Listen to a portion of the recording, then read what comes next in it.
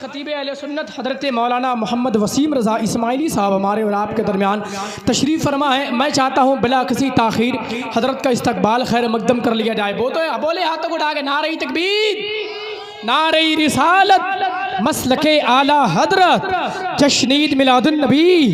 نحمده ونصلي ونسلم على رسوله الكريم، اما بعد فاعوذ باللہ من الشیطان الرجیم، بسم اللہ الرحمن الرحیم۔ هو الذی ارسل رسوله بالہدى ودین الحق، آمنت باللہ، صدق اللہ، صدق رسول اللہ، ان اللہ وملائکتہ یصلون علی النبی، یا ایہا الذین آمنوا صلوا علیہ وسلموا تسلیما۔ درود شریف پڑھے، اللہم صلی علی سیدنا مولانا محمد معدن الجود والکرم وآلہ وبارک وسلم، صلاۃ و سلام علیک یا رسول اللہ صلی اللہ علیہ وسلم۔ حمد و ثنا کے بعد محترم سامعین و سامعات، السلام علیکم ورحمۃ اللہ وبرکاتہ۔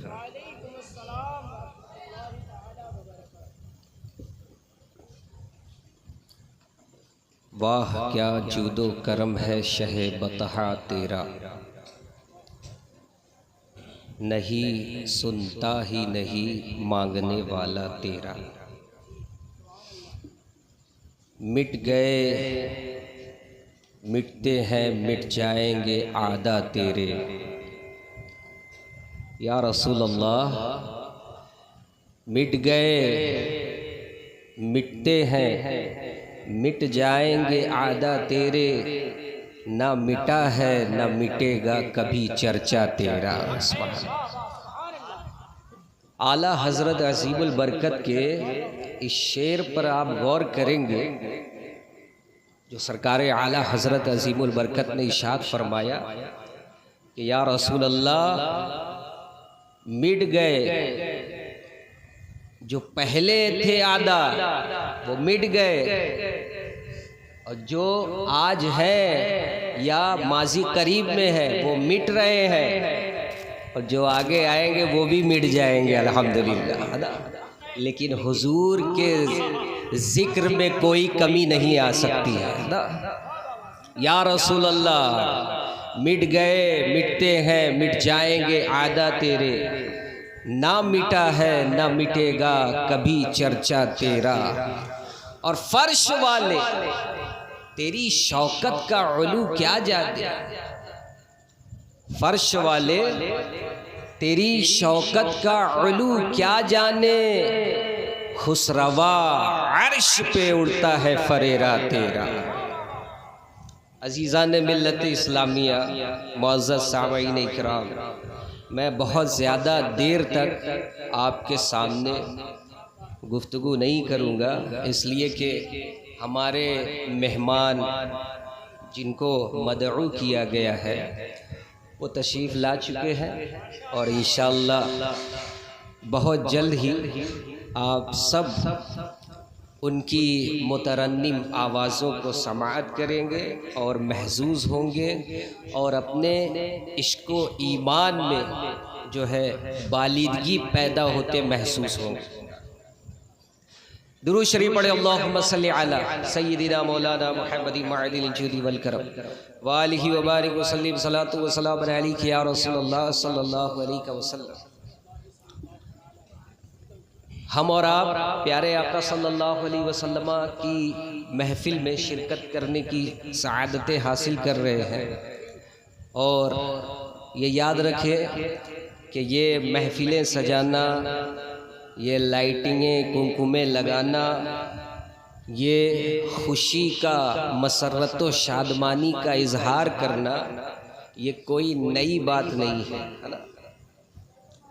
بعض لوگ یہ کہتے ہیں کہ یہ نیا ہے نا، لیکن الحمدللہ یہ کوئی نئی بات نہیں ہے، اس لیے کہ ہمارے اسلاف نے بھی حضور صلی اللہ علیہ وسلم کی ولادت پر، آمد پر خوشی کا اظہار کیا، اور خود سرور کائنات فخر موجودات صاحب کمالات مخزن معجزات جامع الصفات صلی اللہ علیہ وسلم اپنا میلاد مناتے تھے. سبحان اللہ.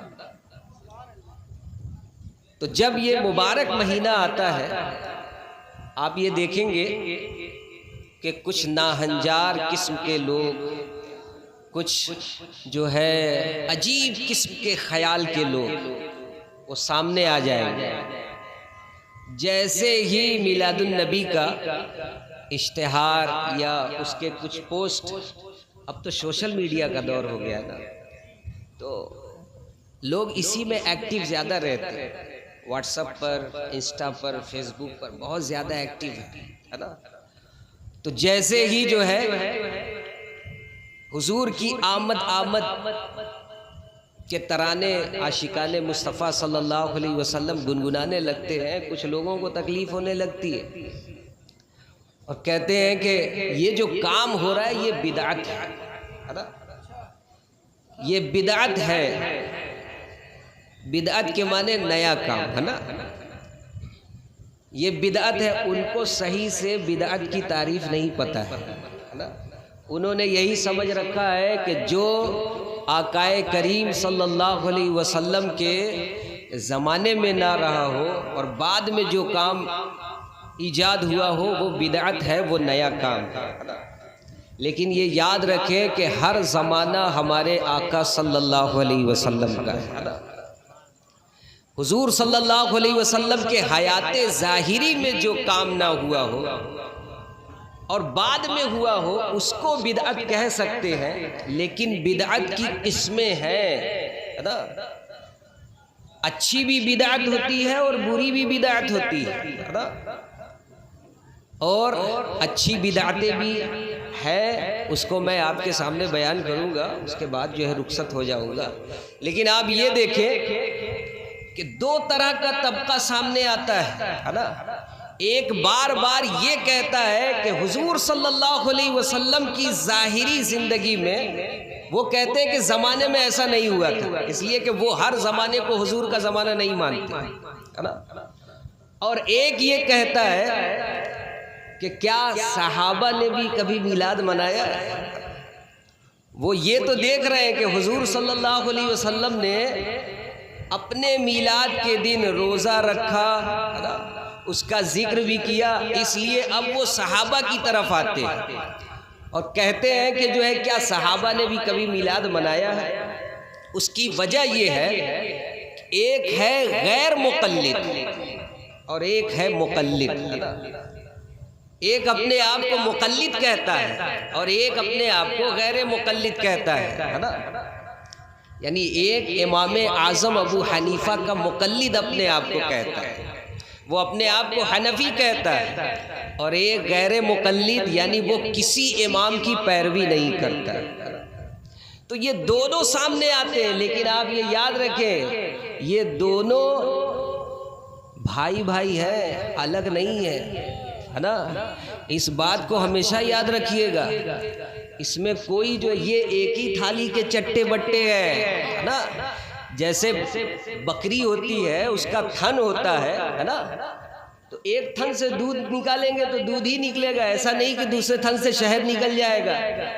تو ان کے اندر جو خباثت ہے ان کے اندر بھی وہی خباثت ہے، بس فرق اتنا ہے کہ مقلد ہونے کی وجہ سے کہیں کہیں یہ جو ہے اپنے معاملات کو الگ کرتے ہیں، لیکن ہے دونوں ایک ہی.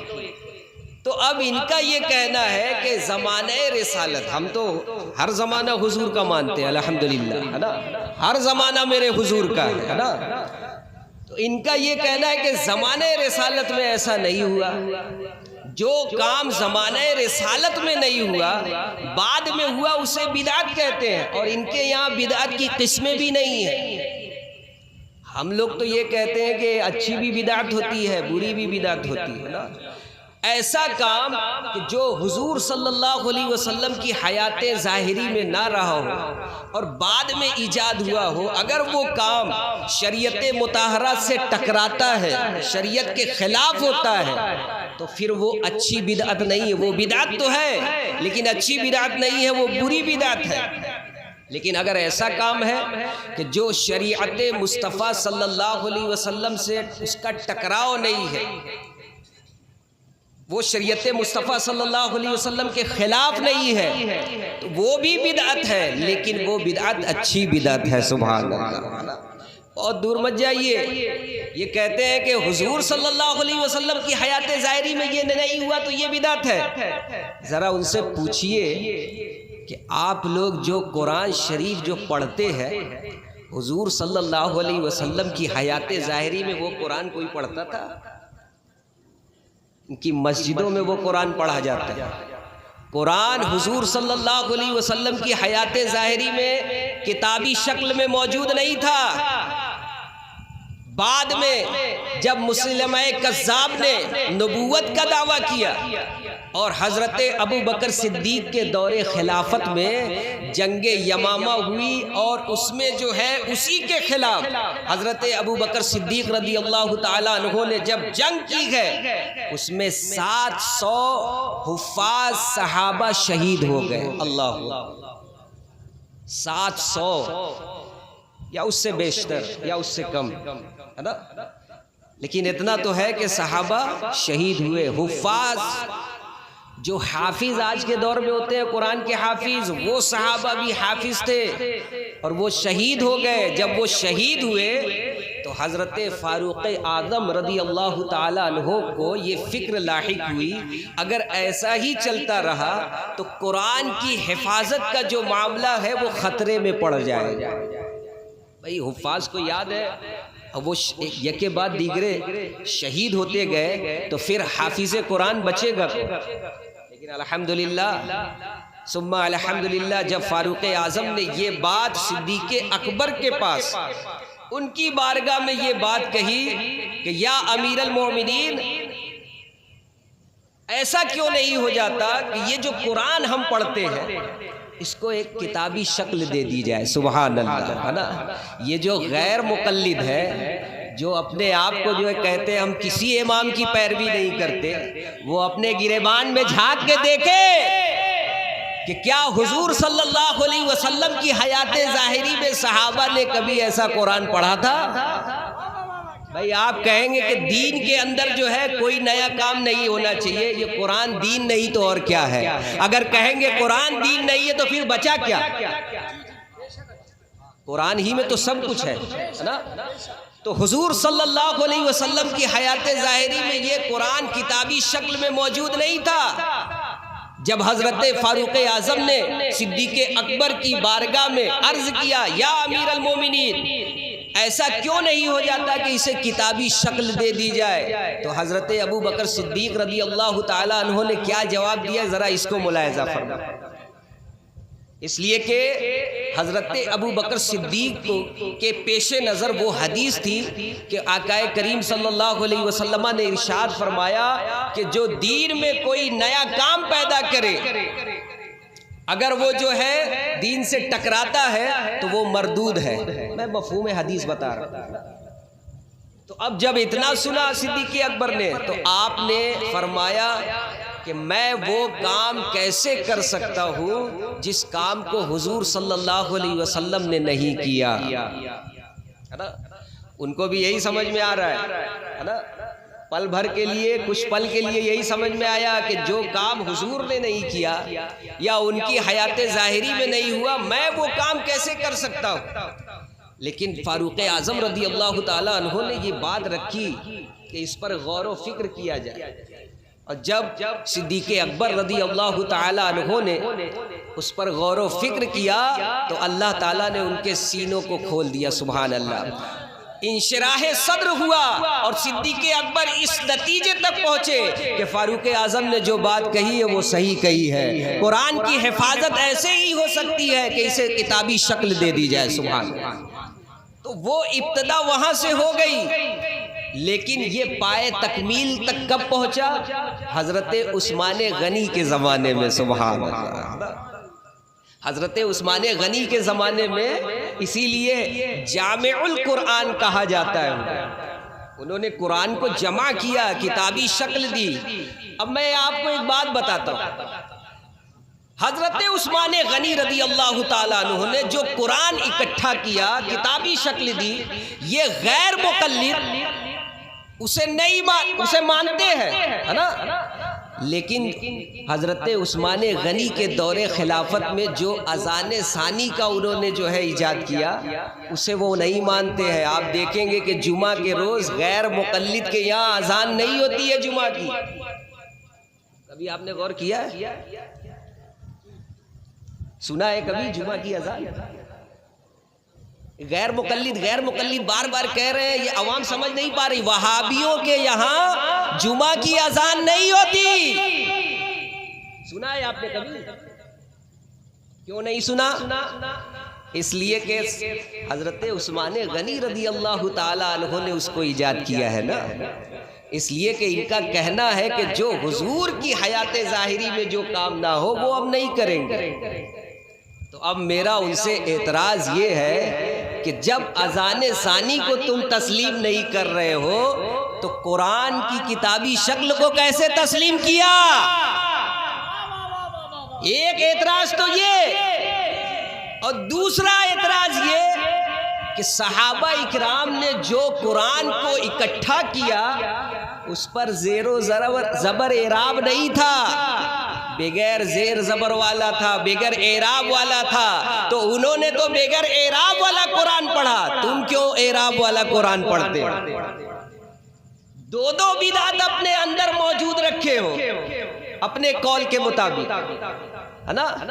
دو بدعت پہ عمل کر رہے ہو، کہتے ہو کہ بدعت یہ نیا کام ہے، کلو بدعت دلالہ، ہر بدعت گمراہی ہے۔ یہ سنی حضور کا میلاد بنا کے بدعتی ہوتے ہیں اور یہ گمراہ ہو گئے ہیں۔ لیکن یاد رکھیں، پیارے آقا صلی اللہ علیہ وسلم نے ارشاد فرمایا ہے، لا تجتمع امتی علی الضلالہ، میری امت کبھی گمراہی پر اکٹھا ہو ہی نہیں سکتی ہے۔ یہ میلاد منانا، یہ سلام پڑھنا، یہ حضور کی محفل سجانا، پوری امت اس پر اکٹھا ہوتی ہے۔ پتہ یہ چلا کہ یہ بدعت اور گمراہی والا کام نہیں ہے۔ جو اس کو بدعت اور گمراہی والا کام کہے وہ اپنا گریبان جھانک کے دیکھے۔ جمعے کی اذان تو نہیں کرو گے لیکن قرآن بیٹھ کے خوب پڑھ رہے ہو مسجد کے اندر، ہے نا؟ خوب پڑھ رہے ہو اسے، اور حضور صلی اللہ علیہ وسلم کے میلاد کی بات آتی ہے تو وہی دلیل دیتے ہو کہ حضور صلی اللہ علیہ وسلم کے زمانے میں یہ نہیں ہوا تو ہم کیوں کریں؟ وہی تو سوال ہو رہا ہے تم سے کہ حضور صلی اللہ علیہ وسلم کے زمانے میں ہم اسے کہتے ہیں حیات ظاہری میں، یہ قرآن جو تم پڑھ رہے ہو ہم بھی پڑھ رہے ہیں، تم بھی پڑھ رہے ہو، لیکن جو ہے وہ تو حضور صلی اللہ علیہ وسلم کی حیات ظاہری میں نہیں تھا، لیکن تم پڑھ رہے ہو اسے، تو وہ بدعت کو اپنائے ہوئے ہو، مدرسہ کھول کے بیٹھے ہو، مدرسہ کھول کے بیٹھے ہو اور نام رکھے ہو کچھ اور کام ہوتا ہے کچھ اور۔ نام رکھیں گے کہ ہدایت کا گھر ہے، وہاں ایمان لوٹا جاتا ہے نا؟ ایمان کو برباد کیا جاتا ہے۔ لیکن ہماری سنی بھولی بھالی عوام نہیں سمجھ پاتی کہ کدھر جو ہے ایمان کو بچایا جا رہا ہے اور کدھر ایمان کو لوٹا جا رہا ہے، وہ سمجھ ہی نہیں پا رہے۔ ہماری بھولی بھالی سنی عوام کا تو حال یہ ہے کہ اگر ان کا سر پھٹ جائے گا تو ڈاکٹر کے پاس پہنچیں گے۔ ان کی جو ذہنیت ہے عقیدے کے معاملے میں، میں وہ بتا رہا ہوں، عقیدے کے معاملے میں ان کی جو ذہنیت ہے، اگر ان کا سر پھوٹ جائے تو جا کے ڈاکٹر سے کہیں گے کہ گھٹنے کا علاج کر دو۔ کیوں؟ میں اس کو مثال دوں، جلسہ سجے گا نا تو لوگ کہیں گے امام میاں اتنی دیر سے تقریر ہو رہی تھی، نہ نماز کے بارے میں بولا، نہ روزے کے بارے میں بولا، نہ جو ہے اعمال کے بارے میں بولا، صرف رد ہی رد کیا، صرف رد ہی رد کیا۔ تو میں ان سے کہنا چاہتا ہوں کہ سر پھوٹے گا تو سر پہ پٹی بندھواؤ گے کہ گھٹنے پہ پٹی بندھواؤ گے، ہے نا؟ بھائی جو تمہارے ایمان پہ ڈاکہ ڈال رہا ہے پہلے اس کا دفاع کرو گے کہ نماز روزے کے بارے میں سوچو گے؟ ان کا حملہ ہماری نمازوں پر نہیں ہے، ہمارے روزوں پر نہیں ہے، ہمارے نیک اعمال پر نہیں ہے، ان کا حملہ ہے تو ہمارے ایمان پر۔ جب ہمارے ایمان پر حملہ ہے تو پہلے اس کا دفاع کیا جائے گا. جب اس کا دفاع ہو جائے گا تو الحمدللہ وہ لاکھ روزے رکھتے رہے, لاکھ حج کرتے رہے, لاکھ عبادتیں کرتے رہے, ان کا تو جو ہے سب کچھ ان کے منہ پہ مار دیا جائے گا. اور الحمدللہ ہم ایمان رکھنے کے بعد اگر نماز پڑھیں تو اس کا بھی ہمیں فائدہ, اگر روزہ رکھیں اس کا بھی ہمیں فائدہ, اگر نیک عمل کریں تو اس کا بھی ہمیں فائدہ. پتہ کیا چلا؟ سرکار اعلیٰ حضرت نے جو ارشاد فرمایا ہے, بے ان کے واسطے خدا کچھ عطا کرے, ہاشا غلط غلط یہ ہوس بے بسر کی ہے. حضور کے وسیلے کے بغیر کچھ نہیں ملتا ہے نا. ایمان ہے تو تبھی سب کچھ ہے نا. اور ایک بات میں اور بتا دوں, اس لیے کہ ہمارے مہمان ہیں ان کو ٹائم دینا ہے, لیکن کبھی کبھی تقریر کرنی پڑتی ہے اور کبھی کبھی تقریر ہو جاتی ہے نا. تو الحمدللہ یہ فیضان مصطفیٰ صلی اللہ علیہ وسلم ہے, ان کی محفل میں بیٹھے اسی لیے تقریر ہو رہی ہے, تقریر کر نہیں رہے, تقریر ہو رہی ہے. میں یہ سب سمجھ ہی نہیں رہا تھا کہ ایسے ایسے بولنا ہے, لیکن الحمدللہ ثم الحمدللہ سوچا کچھ اور تھا اور زبان سے نکلا کچھ اور. سبحان اللہ. لیکن جو بھی نکلا اچھا نکلا. تو یاد رکھیں کہ آپ کا اگر سر پھوٹے گا نا تو کوئی ایسا انسان نہیں ہے جو جا کے گھٹنے کا علاج کرائے کہ ارے دیکھو میرے گھٹنے سے خون نکل رہا ہے. ایسا نہیں ہو سکتا, اس لیے کہ سر پھوٹے گا تو سر پہ پٹی لگے گی, گھٹنا ٹوٹے گا تو اس پہ پٹی لگے گی. پتہ کیا چلا کہ جس چیز کی جہاں ضرورت پڑتی ہے اس کا ہی وہاں پہ جو ہے انعقاد کیا جاتا ہے, اسی کا جو ہے دفاع کیا جاتا ہے جس چیز کی ضرورت پڑتی ہے.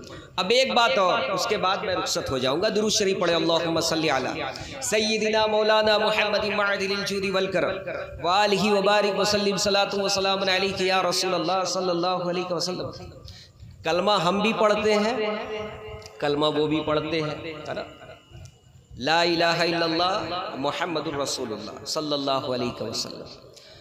اللہ کے سوا کوئی معبود نہیں, کوئی عبادت کے لائق نہیں, اور محمد صلی اللہ علیہ وسلم اللہ کے رسول ہے. میں نے جس آیت کریمہ کی تلاوت کا شرف حاصل کیا, اللہ تعالیٰ قرآن عظیم میں ارشاد فرماتا ہے هو الذی ارسل رسولہ بالہدی ودین الحق, وہی ہے جس نے اپنے رسول کو بھیجا حق اور سچے دین کے ساتھ.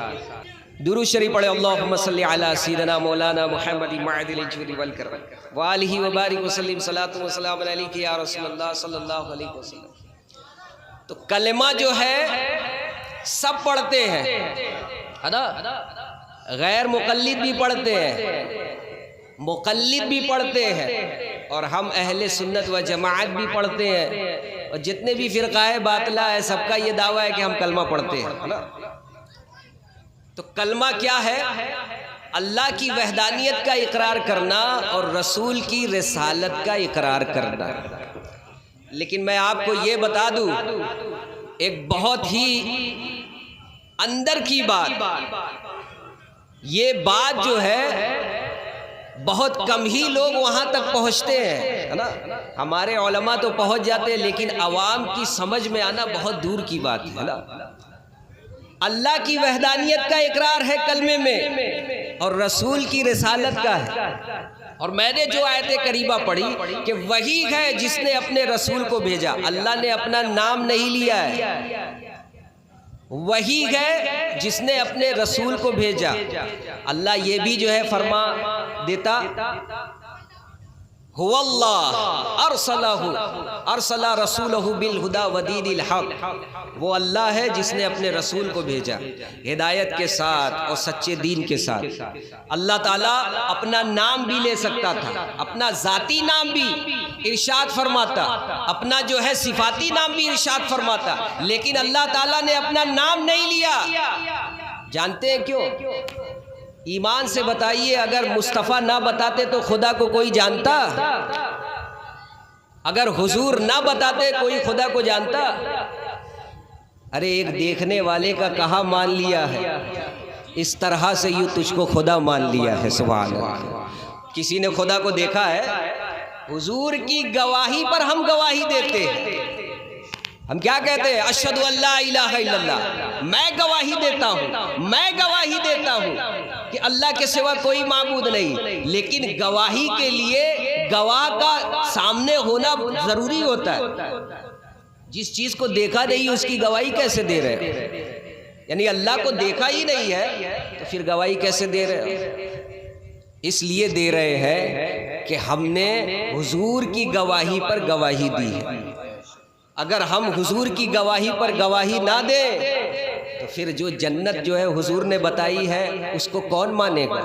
ہم نے حضور کے بتائے سے جنت کو مانا، حضور کے بتائے سے جہنم کو مانا، حضور کے بتائے سے قبر کے عذاب کو مانا، حضور کے بتائے سے جو ہے جنت کی نعمتوں کو مانا۔ ہم نے جو کچھ مانا ہے حضور کے بتائے سے، پتہ کیا چلا؟ ایک دیکھنے والے کا کہا مان لیا ہے، اس طرح سے یہ تجھ کو خدا مان لیا ہے۔ حضور صلی اللہ علیہ وسلم اگر نہ بتاتے تو اللہ کی معرفت نہ ہوتی۔ پتہ کیا چلا کہ حضور صلی اللہ علیہ وسلم نے پہلے جو ہے اپنے آپ کو منوایا ہے، اور کیسے منوایا ہے یہ بھی بتا دے۔ جب حضور کو حکم ہوا کہ نبوت کا اعلان کرو، سبحان اللہ، بولیے سبحان اللہ، جب نبوت کا اعلان کرنے کا حکم ہوا تو پیارے آقا صلی اللہ علیہ وسلم کوہ صفا کی چوٹی پر کھڑے ہو کر کے ارشاد فرماتے ہیں، مکہ والو سب کے سب اکٹھا ہو جاؤ۔ اس میں بڑے بھی ہیں، بوڑھے بھی ہیں، جوان بھی ہے، بچے بھی ہے، ابو جہل بھی ہے، ابو لہب بھی ہے، عتبہ بھی ہے، شیبہ بھی ہے، اس کی بیوی بھی ہے، حضرت ابو بکر صدیق بھی ہے، سبحان اللہ، ہے نا؟ اتنے سارے لوگ موجود ہیں، سب کو اکٹھا کیا۔ حضور صلی اللہ علیہ وسلم نے ڈائریکٹ یہ نہیں فرمایا کہ میں نے تم کو اس لیے بلایا ہے کہ اللہ کے سوا کوئی معبود نہیں مان لو، بلکہ حضور صلی اللہ علیہ وسلم نے پہلے اپنے آپ کو منوایا۔ مجھے کیا سمجھتے ہو؟ مجھے کیا جانتے ہو؟ میرے بارے میں کیا جو ہے غور و فکر رکھتے ہو؟ میرے بارے میں کیا ڈیسائیڈ ہے تمہارا؟ کیا نظریہ ہے تمہارا؟ حضور صلی اللہ علیہ وسلم نے سب کو اکٹھا کیا اور فرمایا کہ اے مکہ والو، اگر میں تمہیں یہ بتاؤں کہ اس پہاڑی کے پیچھے ایک ایسی قوم ہے جو تم پر حملہ کرنے والی ہے تو کیا تم مانو گے؟ جب حضور نے یہ ارشاد فرمایا تو سب نے مل کر کے کہا کہ ارے آپ نے تو کبھی جھوٹ بولا ہی نہیں ہے، سبحان اللہ، آپ کو ہم نے ہمیشہ سے امین جانا ہے، صادق جانا ہے، آپ کیسے جھوٹ بول سکتے ہیں؟ اگر آپ یہ کہہ رہے ہیں تو ہم اس کو مانتے ہیں۔ حضور نے پہلے اپنے آپ کو منوایا۔ پتہ کیا چلا؟ کلمہ، میں گستاخی کے جو ہے لہجے میں یہ بات نہیں کر رہا ہوں، ایک فلسفیانہ طریقے سے، اور جو لوگ اپنی عقل کو گھسیڑتے ہیں میں اس انداز سے بات کر رہا ہوں کہ کلمے میں سب سے پہلے اللہ کی وحدانیت کا ذکر ہے اور بعد میں رسول کی رسالت کا ذکر ہے، لیکن میں بہت ہی جو ہے ذمہ داری کے ساتھ کہہ رہا ہوں، جب تک رسول کی رسالت کا اقرار نہ ہو جائے اللہ کی وحدانیت کا اقرار نہیں ہو سکتا ہے۔ اس لیے کہ اعلیٰ حضرت فرماتے ہیں با خدا خدا کا یہی ہے در، نہیں اور کوئی مفر مکر، جو وہاں سے ہو یہی آ کے ہو، جو یہاں نہیں تو وہاں نہیں۔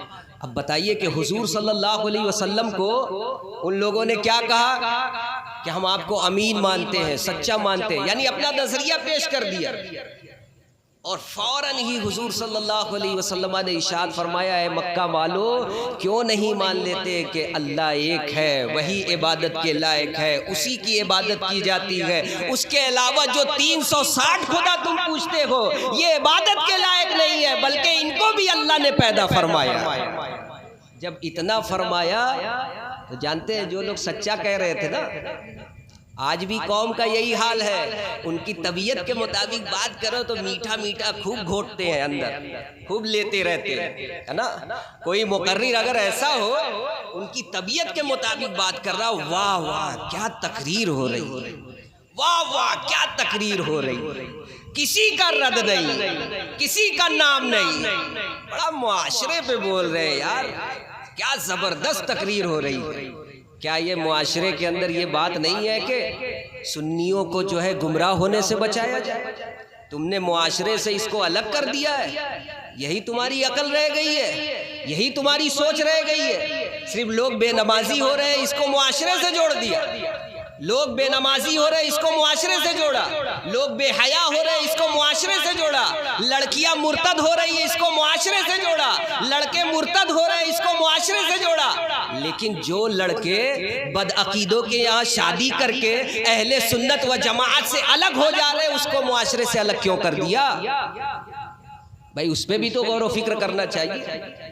جن لڑکیوں کو اہل سنت و جماعت کے یہاں کی لڑکیاں ہیں ان کو بدعقیدے کے یہاں بھیج دیا جا رہا ہے۔ بظاہر لوگ یہ کہتے ہیں کہ شادی ہو گئی، لیکن یہ شادی نہیں رہتی۔ وہ وہاں پر گئی اور پھر کچھ دنوں کے بعد اس نے اہل سنت و جماعت سے ہٹ کر کے کام کرنا شروع کر دیا۔ اس کے بارے میں کب سوچو گے؟ لڑکیاں مرتد ہو رہی ہے، غیر مسلموں کے یہاں جا رہی ہے۔ ارے غیر مسلموں کے یہاں جا رہی ہے تو اس کا کہیں نہ کہیں ذمہ دار ہم خود ہیں، اور لیکن بڑی ذمہ داری کے ساتھ میں کہہ رہا ہوں ایسا وہی لڑکیاں کر رہی ہے اور وہی لڑکے کر رہے ہیں جو ماڈرن خیالات کے ہیں، جو اسلام سے دور ہے، جو اسلامی تعلیمات سے دور ہے۔ اگر اسلامی تعلیمات سے ان کو روشناس کرایا جائے، ان کو آگاہ کیا جائے تو قسم خدا کی وہ کبھی مرتد نہیں ہوں گے الحمدللہ۔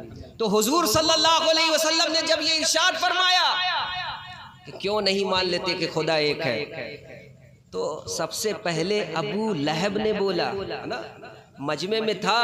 ہمارے معاشرے میں بھی ایسا ہوتا ہے، جب تک ان کے طبیعت کی بات ہوتی رہتی ہے، ارے ہمارا ہی کام ہو رہا ہے، کیا ضروری ہے بولنا۔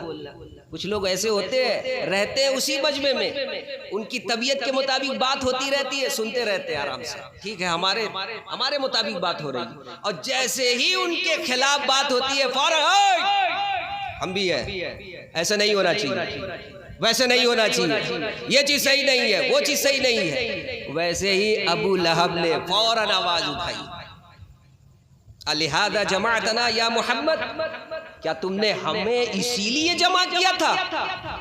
یہی بات بتانے کے لیے جمع کیا تھا، یہی بات بتانے کے لیے اکٹھا کیا تھا؟ اور صرف اتنا ہی نہیں کہا بلکہ کہا تبًا لک یا محمد، معاذ اللہ تمہارے لیے بربادی ہو، خرابی ہو اے محمد، معاذ اللہ رب العالمین۔ جب اتنا اس نے کہا تو حضور صلی اللہ علیہ وسلم خاموش ہے نا۔ اگر حضور صلی اللہ علیہ وسلم جواب دیتے تو پھر یہ حدیث کہلاتی، لیکن مشیت کو یہ بات گوارا نہیں تھی۔ مشیت نے اپنے محبوب سے فرمایا کہ محبوب کچھ بولنا مت، اگر یہ تمہاری گواہی نہیں دے رہے تم مت پریشان ہونا، وَكَفَى بِاللَّهِ شَهِيدًا، تمہارے لیے تو اللہ ہی کافی ہے، سبحان اللہ، تمہاری گواہی کے لیے اللہ ہی کافی ہے، تم خاموش رہنا، تم کچھ مت بولنا۔ اگر تم جواب دو گے اے محبوب تو یہ حدیث بنے گی، تو لوگ جو ہے اس میں طرح طرح کے شوشے نکالیں گے کہ یہ حدیث ضعیف ہے، یہ حدیث حسن نہیں ہے، یہ حدیث ہو سکتا ہے کہ موضوع ہے، معاذ اللہ، دنیا بھر کی باتیں کریں گے۔ لاؤ تمہاری گستاخی کا جواب میں خود دوں گا۔ الحمدللہ اللہ تعالیٰ نے سورہ تبت نازل فرما دی، سبحان اللہ۔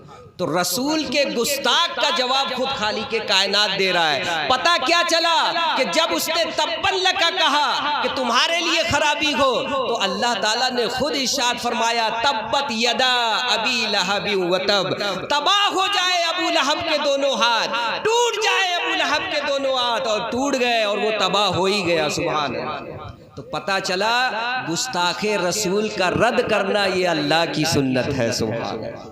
اور ہمارے حضور تاج الشریعہ علیہ رحمت و رضوان فرماتے ہیں کہ محفل میلاد میں صرف آقا کا ذکر اور آقا کی شان بیان نہیں کی جائے بلکہ منکرین میلاد کا رد بھی کیا جائے، سبحان اللہ۔ اس لیے کہ زندگی یہ نہیں ہے کسی کے لیے، زندگی ہے نبی کی، نبی کے لیے، نہ سمجھ مرتے ہیں زندگی کے لیے، جینا مرنا ہے سب کچھ نبی کے لیے، اور صلح کلی نبی کا نہیں سنیو، سنی مسلم ہے سچا نبی کے لیے، مسلک اعلیٰ حضرت پہ قائم رہو، زندگی دی گئی ہے اسی کے لیے۔ آج کے اس دور میں سنیت کی علامت مسلک اعلیٰ حضرت ہے نا۔ سرکار اعلیٰ حضرت کے دامن کرم سے جو وابستہ ہو گیا اس کا عقیدہ بھی محفوظ ہو گیا اور اس کے معمولات بھی محفوظ ہو جائیں گے الحمدللہ.